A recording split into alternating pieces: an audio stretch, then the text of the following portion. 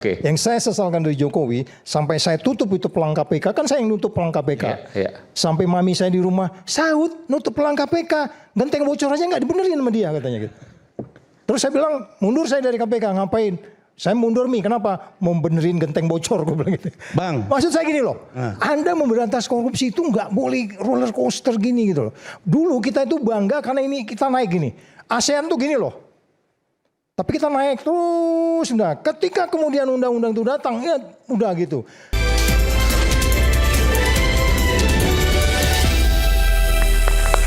Oke, kembali di Rakyat Bersuara. Saya berikan kepada Bung Boyamin untuk menilai sedikit apa yang kemudian dipresentasikan tadi. Silakan.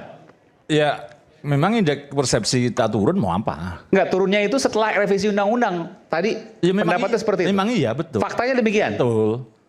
Memang betul. Sekarang gini pertanyaan beberapa tadi. Pak Saud, pernahkah Pak Agus Raharjo menceritakan waktu di intervensi itu? Enggak pernah tadi disebut. Enggak, setelah kejadian dia cerita. Oh, cerita. Setelah kejadian. Saya Apa ajari. artinya tapi kalau setelah kejadian? Ya, Loh, enggak, itu saya ajari kan. pada saat kita mau nyerahkan mandat kan tanggal Enggak, setelah 13. kejadian waktu pas menyampaikan itu Oh, berapa lama kemudian. Oh, gitu loh Iman. udah nggak menjabat lagi. Karena iya, enggak setelah masih menjabat. Jadi Oh, kan masih menjabat. Oh, makanya saya ajari caranya bertanya begitu loh. Tadi kan nggak ada bukti. Gitu loh. Sekarang tanyakan kepada Pak Saud, pernahkah Pak Agus Raharjo curhat kepada Pak Saud tentang cerita dipanggil Jokowi itu tadi? Pernah Pak? pada saat menjabat. Itu loh. Masih ingat tahunnya? oh iya dia bercerita. Kurang lebih Cerita. tahunnya. Dia bercerita, aku dibentak suruh berhenti ini. Ya itulah Bapak pergi sendiri. Kenapa nggak ngajak saya bilang gitu. Nah, Itu tahun kedua. berapa? Masih ingat? Ya. Masih ingat tahun berapa Pak Agus menceritakan itu? Itu pada saat kami mau menyerahkan mandat ya. Jadi tanggal Oh, 12 ya, 12 September. 12 September itu saya kan mundur dari KPK. 12 September 2019. Yes, aku menyatakan diri mundur. Ya. Oke, aku pulang ke rumah. Terus kemudian besoknya tanggal 13 saya dipanggil. Pak Saud, datang dong sini. Pak, saya udah mundur. Enggak, sini datang. Jangan mundur dulu. Terus kita turunlah ke bawah menyerahkan mandat. Waktu menyerahkan mandat itu saya juga sebel nih. Pernah dimarahin sama dia katanya gitu. Dia itu Pak Jokowi maksudnya? Iya, berhentikan katanya. Itulah Bapak pergi sendiri. Udah Gitu. nggak menjabat. Satu hari menyerahkan mandat. Ya Oh masih sebenarnya masih. Tapi saya kan di belum. hari penyerahan mandat lah kurang lebih. Iya. Oke. Tapi kan sebenarnya kita kan terus selesai sampai akhir kan. Iya. Sampai 2019, Iya. 2020 Sampai Desember kalau nggak salah. Desember ya gitu. Le, setidaknya sebelum Pak Apa Agus pentingnya di Raharjo curhat tadi gitu loh, itu kan di tempatnya media, kan mau menjelang DPD, Iya. tapi pada saat menjabat pernah nggak curhat? Ada intervensi. Kalau curhat setidaknya itu kalau bicara sumber itu ya terpercaya kalau sempat curhat gitu loh. Menyatakan bahwa pernah diintervensi oleh Pak Jokowi tentang EKTP gitu kan Pak Saud kan? Ya, oke satu. Kedua, terkait dengan Pak Hasto tadi, kalau pernyataan itu tidak benar segala macam, kan dia mempertanggungjawabkan hukum. Dan Ya, Tuhan. Iya dan Tuhan. Supaya ini clear ya bisa aja. Saya tantang dan Pak Hasto saya kira nantang, laporkan aja kalau memang saya salah kan gitu. Tapi kalau nggak ada bukti gimana? Loh, kan proses hukum nanti yang akan berbicara. Ya kasus dianggap aja Pak Hasto dilaporkan, ini bikin hoak gitu kan. Nah, Pak Hasto kan bisa menjelaskan, merincikan nanti kan di depan pengadilan. Ada yang Seperti menarik apa, ini, kan gitu. Bang Eman, Itu. terkait Bang Moyami ya, Bang Rasul bisa dan tambahkan juga. Bang Saud tadi. Ya. Soal pernyataan bahwa ketika Pak Agus sebagai Ketua KPK memberi kesaksian setelah pensiun lah gitu, bahwa saya pernah diminta oleh Pak Jokowi untuk menghentikan kasus Setnov, di mana Bang Fredrik itu sebagai lawyernya Pak Setia Novanto. Tapi kan yang kita lihat bahwa Setia Novanto kasusnya terus berjalan bahkan sampai vonis. Itu artinya saya mau katakan bahwa yang berkali-kali kita bilang seorang Presiden Jokowi pun tidak punya kemampuan dan kapasitas untuk mengintervensi kuatnya independensi Kalau KPK. boleh saya analisa, Ya. ketika itu Jadi kenapa nggak ada Pak Setia kemampuan Novanto masih presiden. dibutuhkan, tapi belakangan karena rame-rame terus tidak dibutuhkan, Ya. masa dilepas kan bisa begitu Pak Ya, David. oke gini, Gitu setelah permintaan Ada, dan saya kira harapan begini. Presiden, Ya. kan nggak bisa. Saya- KPK jalan terus. Itu artinya independensi KPK Ya, begitu kuat. saya concern Itu ke aja yang tadi. poinnya. Tolong ditayangkan yang tadi. Yang tadi. Yang di oleh yang saudara. grafik ini udah. Ya. Oke. Jadi begini ya, mohon maaf saya kepada kita supaya kita ini se-Indonesia ini paham. Saya kira ini pakar-pakar hukum semua. Apa yang disampaikan oleh Bang Saud tadi itu sangat terukur. Yang justru tidak terukur yang tadi masuk gorong-gorong gitu loh. Karena itu nggak ada dasar hukumnya. Nah lalu setelah itu meningkat terus. Kemudian sampai puncaknya masa Bang Saud. Kan begitu Bang ya. Nah saat itulah meningkat. Nah kalau kita sudah punya confidence, percaya diri yang tinggi. Kenapa sih Pak Agus nggak bicara pada waktu itu? Kan begitu Bang. Dan faktanya saya lihat ditangkap Pak Setnov. Kemudian 2019 awal COVID, saya masih ingat Menteri Sosial kita dari PD Perjuangan juga ditangkap. Jadi tidak ada intervensi di sini sebenarnya kalau kita mau jujur. Julia Jadi, Batubara, ya. Yes, Juli Batubara. Saya hanya mau katakan satu saja, Adinda Aiman. Jangan ketika itu dianggap berhasil, dikatakan kerja sama-sama. Ketika gagal, disalahkan Pak Jokowi. Saya ingat betul, parlemen pada waktu itu tidak satu pun bersuara miring. Kenapa kok sekarang mengatakan bahwa oh jangan cuci tangan, jangan buang badan. Saya masih ingat tuh ada saudara Saripudin Suding misalnya dari salah satu partai Amanat Nasional. Kemudian ada dari Golkar juga. Lah saya heran kok sekarang Anda bersuara. Tapi kadang-kadang Adinda Aiman begini. Saya teringat dulu ada pepatah di Medan. Kalau seseorang lagi berkuasa, mohon maaf, buang angin pun dia dekat kita wangi. Tapi kalau tidak berkuasa, batuk pun salah. Sehingga kalau Bung Boy Benyamin mengatakan tadi, kalau Pak Jokowi nggak senang, laporkan masalah Hasto. Bang, nggak buat apa-apa aja dibilang ijazah palsu, Bang. Buat laporan lagi nanti dibilang ini mantan presiden tukang lapor. Bagi kami, fair lah kita. Kesalahan 2014 sampai 2024, kalau ada kesalahan pemerintahan Pak Jokowi, maka partai-partai yang ada di dalam itu nama pengusung ikut bertanggung jawab. Harus fair dong. Harus fair. Dan saat ini saya hanya mau katakan satu lagi. Ada upaya yang sistematik saya lihat untuk mengadu pemerintahan yang hari ini Pak Prabowo dengan Pak Jokowi. Kenapa kita nggak fair juga? Biarkan mereka sejalan. Kalau ada masalah kasus silakan. Kalau Pak Prabowo misalnya diintervensi oleh Pak Jokowi, saya yakin urusan ijazah sudah di dalam mereka semua. Artinya ada fair di sini. Fairness yang disampaikan oleh Bang Reza. Saya hanya mau katakan yang terakhir. Persoalan indeks persepsi korupsi. Hari ini kita akan lihat seperti apa ke depan. Apakah dengan tegasnya Pak Prabowo sekarang akan membuat lebih baik atau tidak? Kita tunggu. Cuma satu poin. Pak Jokowi ingin, tolonglah. Kalau memang ini dari kalian, jangan salahkan ke saya. Tadi surat itu kita kan dengar. Bang Boyamin tadi di Solo pernah DPRD, saya juga pernah. Poinnya begini, suratnya tadi September 2019, saya lihat tadi. Bisa nggak ditayangkan lagi? Surat yang tadi dari Presiden. Ini. Oke. Ini kan jelas ini. Jakarta 11 September 2019 kepada Ketua DPR. Kita ini kan orang hukum. Merujuk surat Ketua DPR RI nomor LG di sampai 2019 tanggal 6 September. Ini kan surat Ketua DPR yang dijawab oleh Presiden.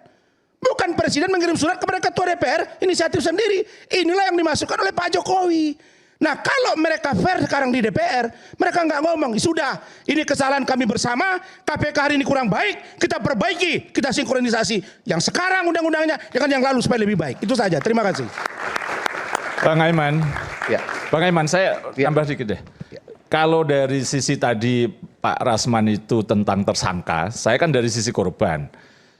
Pra peradilan saya semakin banyak ketika KPK sudah direvisi. Banyak perkara mangkrak. Justru dengan SP3 itu malah justru mangkraknya banyak. Gitu. Dan 2018 saya kan juga menang pra peradilan terhadap kasus Senturi. Sampai sekarang juga tidak diapa-apakan.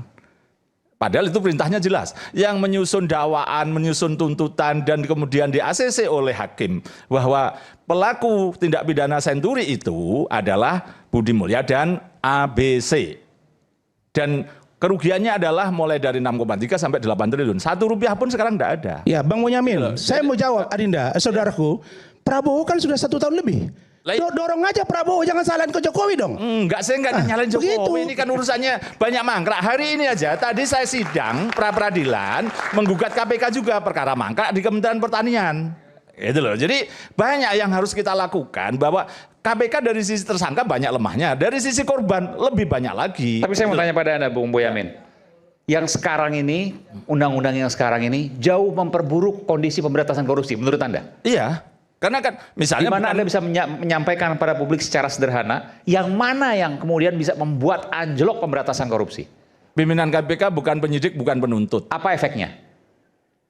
Alek Marwata pernah ngomong, saya sudah nyuruh orang untuk menyidik Kementerian Pertanian itu 3 perkara. Oke. Tapi terus kemudian ditolak. Dikerjain.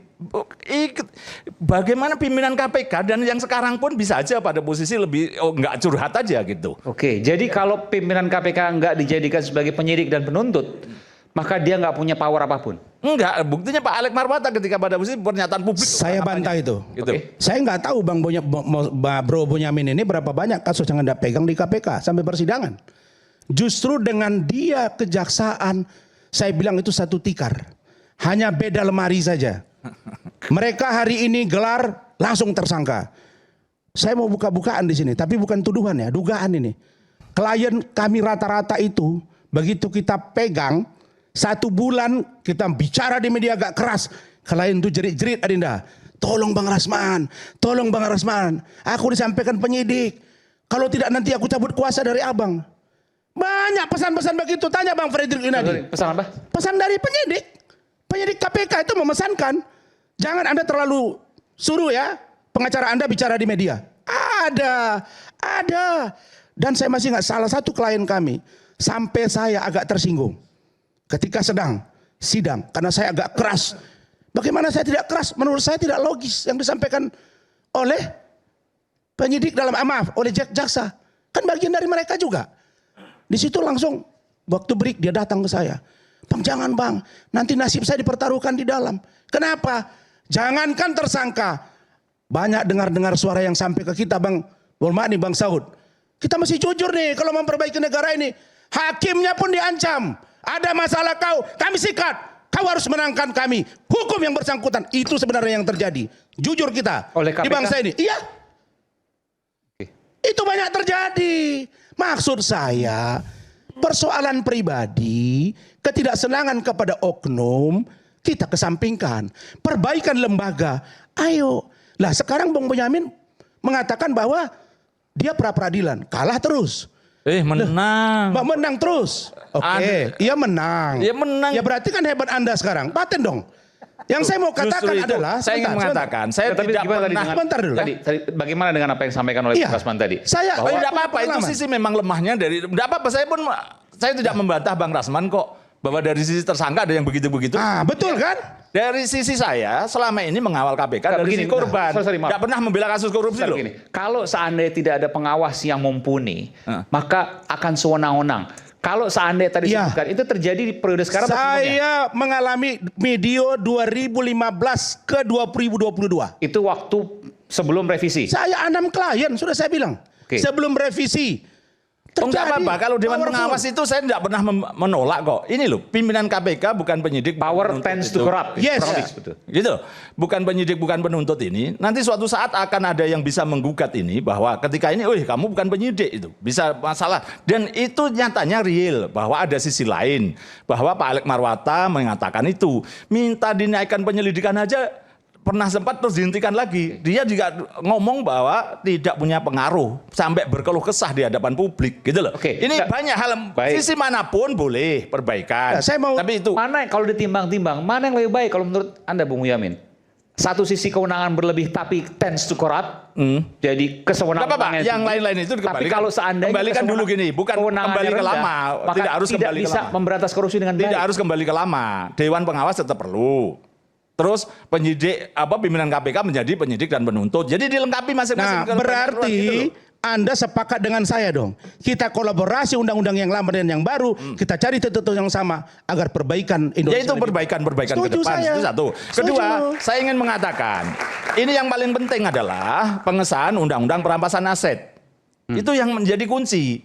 Ini Pak Prabowo dan DPR pernah menjanjikan, terutama DPR, Agustus kemarin rame-rame akan diselesaikan tahun kemarin. Bentar, Nggak saya mau sampai tanya sekarang. soal itu. Iya, saya paham. Ya. Hukuman mati, perampasan aset, itu balik lagi ke kewenangan. Ya, itu lain lagi. Selama sapunya masih kotor, maka ancamannya luar biasa. Jangan-jangan nanti diancam untuk kemudian tindakan yang lebih parah, katakanlah perampasan aset yang luar biasa, Ya. bahkan mungkin bisa hukuman mati misalnya. Ya. Ya. Tapi ternyata itu merupakan pemerasan. Mungkin terjadi. Mungkin Karena aja. sapunya masih kotor. Katakanlah seperti itu. Justru itulah perbaikan-perbaikan. Makanya kita sebenarnya tadi itu harusnya bicara ini gitu loh, lebih banyak ke sini. Kita kan nggak mau bilang aja. Ya. Bung Bonyamin ya. Saya sebenarnya malas cerita ya. Nanti kita menuduh. Nah. Semuanya saya katakan presumption of innocent. Banyak yang sampai ke kita Bang Saud. Yang penyidik sana sudah sekian dia punya di sana, di mall sana. Ada cerita itu Bang. Maksud saya fair lah kita. Kalau ingin memang bangsa ini lebih baik, bersihkan yang kotor dengan sapu bersih. Jangan karena kebencian kita kepada seseorang membuat kita tidak adil. Semua kita cinta Indonesia agar KPK lebih baik. Judulnya saya sudah ceritakan, kelemahan masa lalu begini. Tantangan yang dihadapi Bang Saud jelas. Apa yang disampaikan Bung Bonyamin ini. Kenapa sih nggak ada sinkronisasi? Malam ini rakyat bersuara menampilkan itu. Dan saya yakin didengar oleh petinggi negara ini. Ya, saya nambah sedikit Bung Aiman. oke. Soal ini ya, Bang Bonyamin sama Bang Rasman. Jadi kan ini sudah kontennya dari diskusi malam ini sebenarnya. Jadi apa sih problem kita di soal pemberantasan korupsi? Bagi saya satu, efek jerah yang nggak ada. Efek jerah. Seorang korupsi 10-20 miliar itu hukumannya 2 tahun, 2,5 tahun, 3 tahun. Kemudian salah satu yang menghambat pemberantasan korupsi adalah Undang-Undang 22 tahun 2022 pemasyarakatan. Di situ ada soal pemotongan remisi, ya. Sementara kita semua bersepakat bahwa korupsi itu adalah extraordinary crime, di mana punishment-nya juga harus extraordinary, ya. Tetapi diberlakukan sama Undang-Undang pemasyarakatan. Seorang pelaku korup atau status koruptor itu juga dapat remisi karena pembenaran dari Undang-Undang pemasyarakatan. Kemudian yang sekarang banyak dikomplain kemarin tentang KUHP baru tahun 2023. Pasal 603, 604 dianggap itu mereduksi independensi maupun kekuatan KPK, ya. Masa tahanan, ancaman juga turun di situ. Jadi kalau mau duduk berbicara soal itu, pertama bagi saya punishment-nya harus extraordinary punishment, ya. Seperti misalnya dari 3 extraordinary, misalnya pelaku terorisme itu kan sudah banyak kasus yang dihukum mati. Kita tidak meminta hukuman mati untuk kasus korupsi, tapi bagi saya mungkin undang-undang perampasan aset dinaikkan sedikit kelasnya menjadi undang-undang pemiskinan. Koruptor itu enggak sedikit Bang Aiman. Koruptor itu saya mau challenge saja. Kalau teroris nggak punya uang. Ya, jadi kalau gini. koruptor punya uang. Ya, makanya gini. Maka ketika sapunya kotor, semakin tinggi hukumannya, semakin tinggi dugaan atau potensi suap. Iya, koruptor itu nggak takut mati. Tapi Dia takut koruptor miskin. itu takut miskin. Betul. Makanya undang-undangnya jangan diberlakukan hukuman mati. Mereka korupsi 100 miliar atau 1 triliun, mati bagi dia udahlah, anak cucu saya 7 turunan aman dengan 1 triliun. Tetapi kalau pemiskinan, ya, semua harta yang diperoleh secara halal diambil oleh negara. Itu baru ada efek jerah. Extraordinary Itu punishment. melanggar hak asasi manusia lah. Iya, kalau Bang, prinsip-prinsip hukum. kalau namanya extraordinary maka punishment-nya juga harus luar biasa, nggak bisa berlaku umum, ya. Makanya disitulah yang namanya lex specialis derogat generalis. Itu yang harus berlaku. Jangan undang-undang pemasyarakatan mengalahkan undang-undang tipikor dan KPK. Tapi ini kan kebalik, ya, generalis mengalahkan spesialis. Jadi ini yang banyak hal, nanti Bang Saud lah yang mungkin banyak bicara. Kalau saya angkat undang-undang pemiskinan. Silakan Bung Ferry. Saya mau kasih sebenarnya segmen 5 full untuk Bung Ferry. Nanti saya kasih segmen 5 full untuk Bung Ferry. Tapi saya ingin soal Bung David dulu tadi. Kalau semakin banyak, saya mungkin ya Bung Rasman kalau mau berbeda nggak apa-apa. Ya. Semakin banyak, semakin tinggi hukuman, maka semakin tinggi potensi ada kong kali kong di situ. Karena koruptor ini punya uang banyak. Anda setuju dengan itu? Jadi, ya kalau Nanti bisa kita cerita. untuk dimiskinkan tuh saya setuju sekali. Dan sebenarnya kalau saya boleh jujur, dengan tidak di, Perampasan aset jadi. iya, dengan tidak ditampilkan juga mereka ketika dijadikan tersangka, menurut saya ini, tapi kan yang kita bela ini kita tahu kan korupsi apa tidak dia gitu kan. Menurut saya malah bagus kalau ditampilkan. Dengan tidak ditampilkan itulah justru menurut saya dengan alasan hak asasi manusia membuat dia kurang mendapat efek jerah. Contoh, banyak mantan-mantan terpidana KPK itu yang jadi bupati lagi, jadi anggota DPR RI lagi. Di Senayan banyak sekarang. Iya. Nah, maksud saya Kesalahan ini kan kesalahan bersama. Saya condong dengan apa yang disampaikan Adinda Aiman tadi. Bahwa absolute power tends to corrupt. Kekuasaan yang tak terbatas itu cenderung akan korup. Disitulah abuse of power-nya terjadi. Maka sekali lagi saya katakan, ya kalau orang ditanya apakah dia takut mati atau takut miskin. Ya kalau hati nurani saya Bung Pajung ya pasti kita takut mati daripada takut miskin. Tapi dua-duanya ya sama-sama menakutkan. Sama dengan orang sekarang hidup. Anda mau ke surga nggak? Mau. Oh, mau ke surga? Mau. Ya Anda duluan mau nggak? Oh tunggu dulu, nanti dulu. Kira-kira begitu. Nah saya hanya mau katakan itu tadi. Saya begini, secara ilmuwan kita dalami. Secara teori, sebetulnya Bang Saud ini nggak mau jujur aja dia sebetulnya. Buka aja lah Bang malam ini Bang. Karena Bang nggak di dalam lagi Bang. Saya aja yang orang luar tahu apa yang terjadi di dalam. Apalagi Abang, pasti tahu Bang. Saya hanya mau katakan, ketika periode Pak Antasari Azhar, di sini KPK sangat menakutkan. Lalu kemudian sampai Abraham Samad, tambah menakutkan, super body. Masuk orang Abang. Abang di situ memang wakil ketua. Tapi kalau bicara seorang Saud Sitomorang, sudah seperti ketua. Ya, saya ada menteri datang ketemu sama saya, ngobrol. Naik di situ. Ini kerja siapa ini? Kan kerjanya Pak Jokowi juga. Kalau dikatakan bahwa diintervensi, kan tidak berhasil intervensinya. Kan tidak berhasil intervensinya Bang. Nah tunggu dulu, tunggu Bang.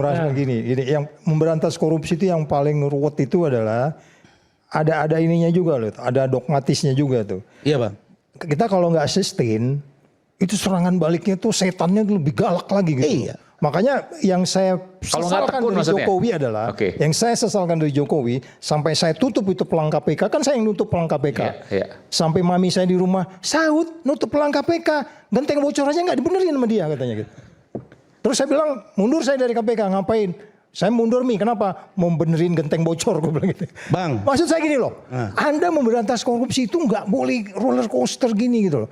Dulu kita itu bangga karena ini kita naik gini. ASEAN tuh gini loh.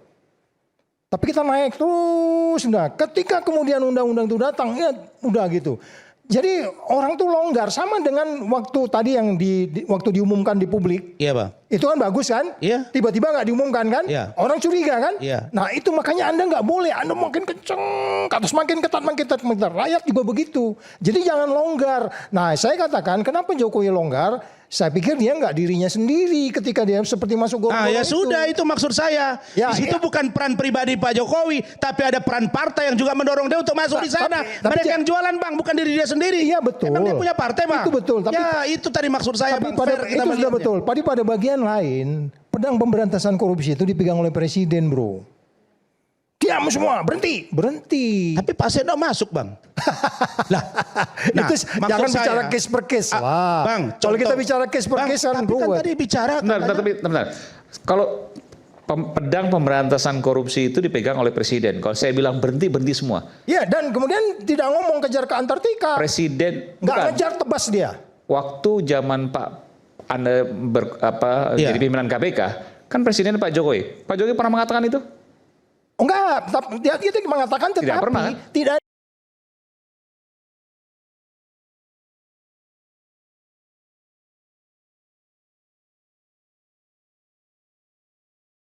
sinyal seka. Lebih fair berarti Bang, Ya, karena jadi- orang luar kan, lebih netral. Oh iya, Ya. itu yang saya katakan kembali lagi yang tidak boleh adalah Anda itu terbolak-balik. Ya. Itu yang kita mau sebenarnya dia makin kencang. Bang, yang saya- janji beliau yang Bang. katanya mau ngasih Bang orang Saud. 2.000 dan seterusnya. Bang, ilmuwan yang baik, dia tidak pernah mau menyerah.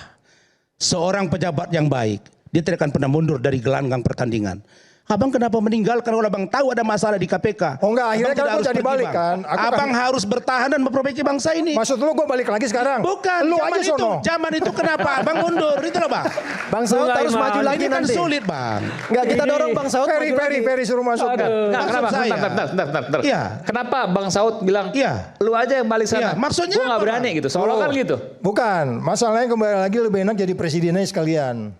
Nggak, kenapa? Biar gue pegang sendiri gini tuh. Kalau sekarang, kenapa Anda kapok? Ya. Ya gimana undang-undangnya udah kayak begitu. Kan Iya. Ya kan Dulu sulit. kan abang aman-aman aja bang. Enggak, beda. Apa yang abang rasakan? Coba abang cerita dulu. Yang jelas Apa abang pernah diintervensi, diancam sehingga abang mengundurkan diri tidak mau lagi? saya membayangkan kalau sekarang saya di sana dengan undang-undang seperti itu. Nah yang dulu bang, dulu saya cerita Enggak, dulu. kalau kenapa yang dulu abang memang mundur? jelas kita penyidik penuntut. Nah, kenapa abang mundur? Jadi saya begitu lihat, enggak, aku enggak jadi mundur kan. Oh enggak Akhirnya jadi? Enggak jadi. Nah, terus kenapa abang enggak teriak waktu itu bang bahwa ada intervensi ke Pak Agus? Kenapa abang baru sekarang ngomong? Oh, ya Agus yang cerita dong ngapain Bang dulu kalau ngomong abang publik. ngomong waktu itu bang, rakyat Tapi pasti di maksud belakang saya gini kalian. loh. Apa yang kita harus lakukan waktu itu adalah kaitan dengan independen tadi itu. Karena ketika kita baca case, saya di kepala saya ini penyidik dan penuntut. Nggak bisa saya menuntut sesuka-suka saya. Ada ketentuan-ketentuannya. Jadi dia akan lebih bertanggung jawab di situ. Dari situ aja udah tuh lemah banget KPK itu. Belum lagi soal penyadapan. Belum lagi soal pegawai negeri. Dulu penyidik-penyidik itu enggak. Orang yang dari perusahaan asing masuk join di situ dengan EQ yang baik. Kemudian dia jadi penyidik. Karena dia bukan pegawai negeri. Dia datang dengan Tuhannya. Itu yang nggak ada sekarang. Dia datang dengan PNS-nya. Itu nggak agak sulit bro. Beda bang, kalau dulu bang mereka menganggap mereka Tuhannya bang. Bang aku kasih contoh bang. Pernah satu klien kami bang, diperiksa jam 10 pagi sampai jam 3 pagi bang. Bang urgensinya apa ya sampai tengah malam masih saksi bang. Yang kedua ditinggal sampai 5 jam bang. Kita nggak tahu kemana nih bang. Aku cut aja. Ini Enggak, sebentar aku cut aja. Ini perilaku yang menurut saya perlu kita buka. Yes, agar mereka aku fair cut gitu aja. loh, bang. Itu yang saya bilang, saya katakan selapa. Saya itu paling suka ketika itu kalau didatangi oleh ICW. ICW itu sparring partner. Dialah yang mengkritik kita semua. Cara bicara, cara berpakaian, sampai detail-detail mereka melihat kita. Jadi artinya, saya sependapat dengan Bung Rasman. KPK ini tidak boleh dicek, tidak dicek and balance. Itu harus. Oke, sepakat kita situ. Ya, Bang. ya itu harus. Ya. Tapi dengan model yang Dewan Pengawas sekarang ini, saya melihatnya udah kayak generik aja gitu loh. Kan kita udah bicara extraordinary crime. Ya kan? Jadi saya sependapat KPK tidak boleh dicek and balance sama sekali. Tidak boleh tidak dicek and balance. Karena cenderung untuk abuse dan seterusnya itu bisa terjadi. Dan itu yang kita khawatirkan dari awal. Dan itu yang saya sangat hati-hati selama Jadi di KPK. kalau boleh saya bertanya, konsep berpikir abang tentang Dewan Pengawas itu seperti apa formatnya bang? Supaya apa yang sampaikan ruhnya Bang masuk. Aiman ini berkelanjutan malah. Yang paling penting sekarang bertemu adalah aja berdua. pemerintah ini belum nampak action tentang pencegahan, tentang tata kelola pemerintahan yang baik. Itu. Ini juga harus jadi PR kita. Contohnya apa? Proyek-proyek masih bocor, masih banyak yang diatur-atur, banyak juga uang masuk bocor, uang biaya cukai bocor. Kayak kemarin-kemarin itu belum ada action Mas pemerintah. Aiman, Gitu makanya loh. saya bilang kita tahun depan tuh bisa 30 loh. Bukan, tidak ada action kan ditangkapin bea cukai. Ada 4 apartemen Belum jadi pada safe house. posisi secara sistemik. Ini baru penegakan hukum. Belum ada konsep bahwa ini Hit and run ini. Iya, jadi gini loh, bahasa sederhana sering saya ulang. Bagaimana kita mencegah dari bocor ke rembes. Kita ini masih bocor, bahkan pernah jebol. Proyek BTS Kominfo 80% kerugiannya. Itu. Jadi banyak hal yang harus dikemukakan oleh pemerintahan kita. Jangan kita fokus di penegakan hukum, tapi tata kelola pemerintahan baik. Bahasa sederhana mencegah bocor menjadi rembes. Itu loh, intinya itu aja. Paling sederhana. Terima kasih. Bung Aiman, momennya saya pikir tepat sekarang ya. Artinya gini, karena ada undang-undang yang sementara tersandra di DPR RI hari ini soal perampasan aset koruptor kan. Ini disatu-paketkan aja sekalian dengan revisi undang-undang KPK. Satu paket itu jangan Revisi berdiri. undang-undang KPK. Ya. Jadi KPK sekarang perlu revisi juga. Perlulah, artinya gini. Terlepas dari kekuatan kelemahan yang ada di undang-undang KPK hari ini, kan kita harus mengalami progresivitas pemberantasan korupsi kan. Kita evaluasi lagi lah terhadap apa kelemahan-kelemahan undang-undang KPK hari ini, paketkan dengan perampasan aset yang saya katakan pemiskinan koruptor malah. Saya pikir itu tepat waktunya. Apa itu kita akan bahas selepas jeda. Tetaplah bersama kami di Rakyat Bersuara.